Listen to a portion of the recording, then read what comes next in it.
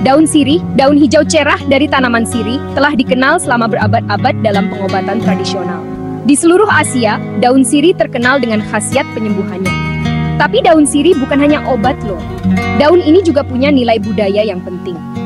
Di beberapa budaya, daun sirih adalah simbol keramahan. Orang-orang menawarkannya sebagai tanda hormat dan persahabatan. Daun sirih punya khasiat ampuh untuk meredakan batuk, terutama batuk berdahak. Daun ini membantu mengencerkan lendir sehingga lebih mudah dikeluarkan dan melegakan pernapasan.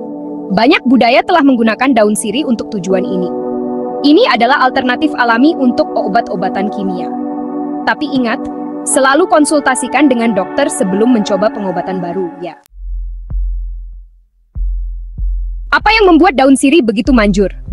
Daun sirih mengandung senyawa seperti eugenol dan chavikol yang punya sifat antiseptik dan anti-inflamasi.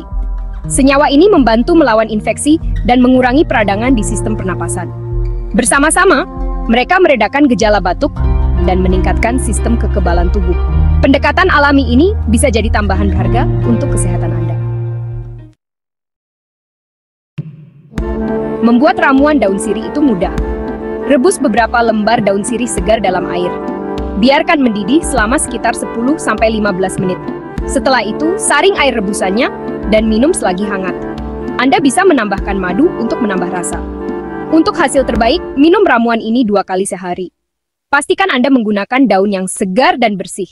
Dan, selalu cuci tangan Anda dengan bersih sebelum memegang daun sirih ya.